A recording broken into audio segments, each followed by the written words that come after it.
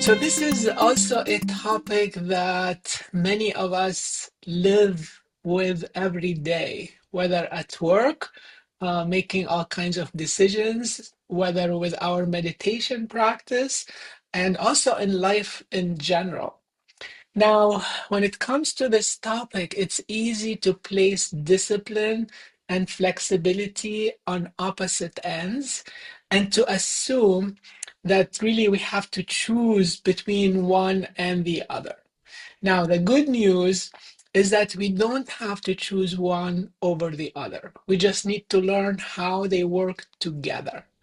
When to be disciplined, sticking to our routines and our commitments, and when to be flexible and opportunistic and go with the flow. Wonderful to see a few more people, a few more faces joining. Yeah, thanks so much, Pierre, for this introduction. And we'll be speaking a little bit more to what we shared already in the podcast, and very much looking forward to hearing your reflections. But why are we even talking about that today? Pierre spoke to it a little bit already, but the fact is that we are in a quite complex world, right? Sometimes we need to be really still and ground. And sometimes, the world is asking us to move fast and to adapt. So flexibility is no longer optional. We need to be able to adapt in all areas of life. Really, it's necessary for survival, right? And the image that we came with on the podcast was a tree, and that is an image that has been used in many wisdom traditions in the past, where the tree, there's really those two movements, those two dynamics in the tree, where you have the strength of the rooting, the grounding, those roots that are really um, grounding you to where you are in the present moment, and then the branches and the leaves that are kind of moving with the wind and with the currents of life, we could say. So both of these are important. If there was no roots, the leaves and the branches would just be flying away, right? We just get lost. So we would lose direction, momentum, steadiness. Who knows where we would end up. And if the leaves and the branches were not there, there mightn't be as much, enjoyment of all those dynamics of life. And it might be a little bit too just static, and we wouldn't enjoy, the breeze and everything that's around us. So how can we build a different relationship? How can we cultivate a different relationship with those two qualities, with the grounding, the rooting, the discipline, in a sense, the structure, and then with the flexibility, that this capacity to adapt. So we'll work today around also the associations that we have with those two concepts, right? What does it mean to you, discipline? What does it mean to you? What does it look like? When what about flexibility? What does it look like to you? What does it mean? Because we all have different associations based on, what we've learned, our belief systems, what we've experienced so far, what we've heard, what we've read, and so on. So let's reframe those right now for how we'll work with them today. But up to you to continue the reflection. But for us, when we mean discipline in the context of this conversation, discipline is not harsh. It's not rigid. It's not suffocating. It's rather calming and grounding. It's this structure that allows everything else to be contained and to exist, right? And flexibility is not this very chaotic version of what we could look at, what we could see as flexibility. It's more spacious, intuitive, adaptive. It's freeing, and those two energies, I'd say, or energies and practices, as we'll see, can help us do different things, right? What can discipline do that flexibility cannot, and the other way around? So I'll just mention a few things, and then Pierre will say more. And those are really coming from personal experience and coming from hearing what people we've been working with have shared with us. So the things that discipline can do and the ways that discipline can help us is to, first of all, help us establish simple commitments that can help us remember what matters. And that's, even looking into habits and habit formation, for example. How can discipline help us stick to those things that we know we need, those things that we know cannot be negotiable. So it helps us identify and honor those commitments, even on the worst days, even on the days when we don't feel like it, even on the days when it's really difficult. So that's what discipline can do for us. And then the flexibility then helps us respond to what happens in the present moment, listening to what is happening right now, being able to, adjust slightly the energy with which we are engaging in what we committed to. Maybe one day we need to be a lot more gentle, a lot kinder. Maybe it looks a little bit different, and still we show up. So those are some of the things we'll be talking about today. But Pierre, over to you. I know you have more to say. Yeah, and I think in that conversation that we've had in the podcast, something I want to reiterate because it's something that Sarah mentioned that really creates a nice way to think about discipline and flexibility, and that is discipline being the container and flexibility living within this container. So that's one way to kind of resolve and think about a structure. So discipline is the bigger thing, and then flexibility can live within that container. So now, what I would like to get into is, this conversation, discipline and flexibility. I mentioned earlier, this applies to so many things in life. And I'm going to apply it now to something very specific and very relevant to this community, which is our mindfulness meditation practice. So discipline can help us create a routine and have a daily practice that becomes the anchor and becomes the path towards getting more clarity and more wisdom, um, which is great. But then let's say, for whatever reason, we miss meditating on a certain day, or maybe a few days, for whatever the circumstances were. So when we miss, flexibility calls for kindness and acceptance instead of judgment and blame and guilt.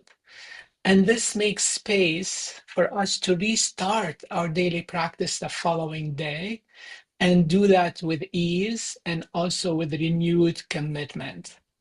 So, and I have a little demonstration for you here. Some of you are familiar with it because you've been in our mindfulness program, and some may not. So I'm going to share my screen here for a moment and show you. So, so this is the streak sheet that we share in our mindfulness program. And the idea is that, as you meditate, you would mark the day. So let's say today is the 22nd. So you would put that check mark that you did meditate, and then you meditated tomorrow, you meditated the day after. So you basically, it's a way to acknowledge the effort you're putting in and to see the progress. And then let's say what happened on the following day, you weren't able to meditate or you chose not to meditate. So what do? We encourage everyone to put a little heart here and treat yourself with kindness and compassion. And then start again the next day. So that's how flexibility comes into the picture. Now, I'll add something important here, which is it does help, though, at some point to go back to this day and check in. What came up? What came in the way? What was the obstacle?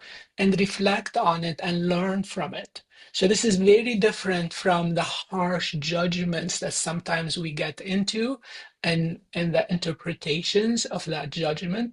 So it can be very inspiring and important to look into what came in front of our commitment, but do it with kindness. So I'm going to actually hand it over to Sarah to tell us more about what can get in the way of our discipline. Plenty of things can get in the way, as many of you, I'm sure, are thinking right now. Um, what can get in the way of discipline? Obviously, a lot of resistance for all kinds of reasons. Maybe boredom, restlessness, old stories as well around being free and wanting to do things, wanting to be in the flow of things. So lots of different beliefs and stories can come in the way. But the key point here is to realize what we very often are resisting and or avoiding, realizing that that might not be discipline. It might be something else, right? Very often it's not discipline itself. It's maybe what it's bringing up, the sensation that it brings up with just sticking to the plan, or doing what you committed to doing. So, you might be feel bored or restless, or just this kind of the energy of this resistance, and we resist the resistance, and that is what very often is creating a big block. So the invitation here is, as you probably have guessed, to try to apply mindfulness to what is coming up in that moment. So meeting those sensations with as much kindness as possible, and awareness, right? Always those two wings, the clear awareness, the seeing what's happening, and then as much kindness as possible, to again to frame to allow it to be there in that moment, and then making a conscious choice, in that moment, knowing this is what I'm feeling, this is what is happening for me, this is the resistance that is coming up. What am I choosing to do when it comes to my commitments, or to what I decided discipline was going to look like for me? So that's about discipline. And then flexibility can also have a lot of blocks, right? It sometimes allowing ourselves to be flexible is difficult, because we have those ideas around um, the fact that we should stick to everything we've decided we should stick to. So we might feel guilty, we might judge ourselves, we might even shame ourselves, and that could come with a whole range of sensations as well. So again, invitation is the same, trying to make space for what is coming up physically, mentally, emotionally, seeing it clearly and discerning it for what it is, right? Is the resistance to what I was setting out to do, or is the resistance to how I'm feeling about it? And then making a conscious choice, when it comes to what you want to do or not to do, or how you want to do it. Sometimes it's about what it looks like rather than, again, all or nothing. And we'll be speaking about that afterwards. But taking the example of discipline in the context of a meditation practice, for example, you might decide to have the discipline to practice every day, but it doesn't have to be the same amount of time every day. Maybe you have an ideal of, yes, sitting for 15 minutes a day, and that's the discipline. And then maybe one day it really doesn't work, or you're having chronic pain and it's really painful. And then having the flexibility there, being able to say, look, I'm sitting here and it might be 5 minutes and it might be totally okay. It's totally okay. I'm sticking to the discipline and I'm being flexible within it. So again, lots of different, and this will look like different for different people, obviously, but really this invitation to notice the stories as well, the stories that we tell ourselves about being flexible and about being disciplined. What we should do, what we shouldn't do, and noticing the inner dialogue as well, especially when this inner critic is coming up and saying, oh, you should be doing this way, you shouldn't be doing this that way, kind of catching it in that moment. Again, clear seeing, awareness, and as much kindness as possible, and disputing. Sometimes we have to challenge that inner critic that's living in our heads, because it doesn't serve us. All right. So yes, I think that was it in terms of the blocks and the invitations. But I think we're going to go now into some more reflections, and coming up with insights as a group. I think, Pierre, if you want to lead us there.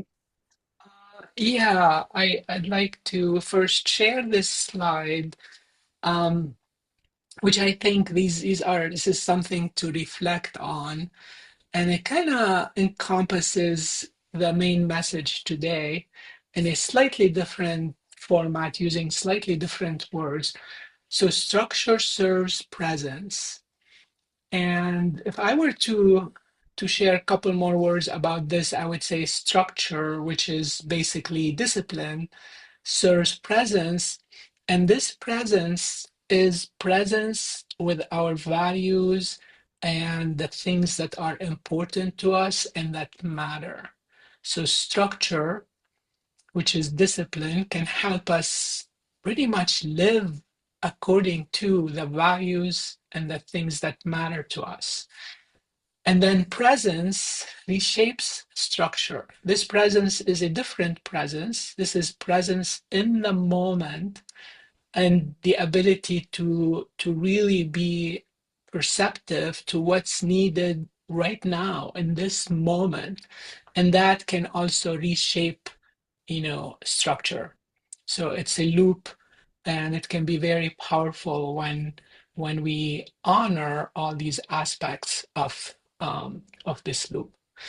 So now it's time for some reflections, some small group sharing, um, and then opening it up for discussion. This is why we have those sessions. For those who are with us for the first time, just to tell you a little bit about those sessions. So we have the podcast, and in the podcast, we basically have 3 episodes in the first 3 weeks of the month.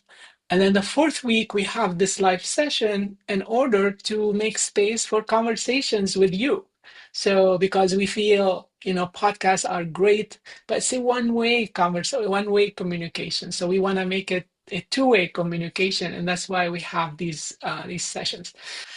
Okay, so let's do the reflections, because I think they're gonna be really helping us move this topic even more forward. So I'm gonna share with you. Let me first just read them so the auditory learners can enjoy them, and then I'll show them on the screen so the visual learners can get them, and then we'll put them in the chat, and then we'll give you a chance, just a moment to think about them a bit, and then to share about them with your small group before we come back and continue that discussion. So the first prompt is, what is one important commitment, maybe a non-negotiable, that you currently have, and which of your values is it supporting? So that is the first question. The second question, little more looking at the future, what is one important commitment, maybe a non-negotiable, that you would like to create to support an important value of yours? And then the third question, and again, I'll put them on a slide and then share them in the chat. What typically gets in the way of discipline or flexibility for you? So what gets in the way, and what small step might you take to address one of these obstacles? So let me show you the slide.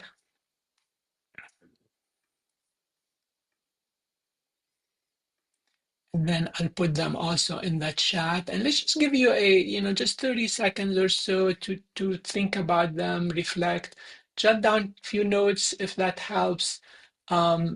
And then we'll start the breakout rooms. So what's our not summary? What's our word of the day here for this session? Or a little mantra. We always have a little mantra. Mhm. Or does anyone else in the group want to come up with today's mantra?